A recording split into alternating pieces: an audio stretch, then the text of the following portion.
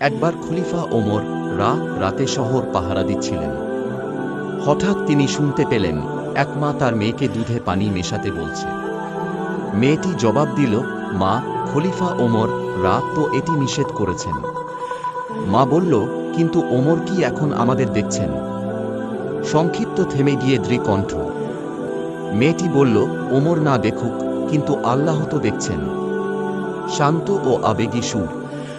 ওমর চুপচাপ ফিরে গেলেন, কিন্তু পরদিন সেই শখ মেয়েটিকে তার পুত্রের জন্য বেছে নিলেন।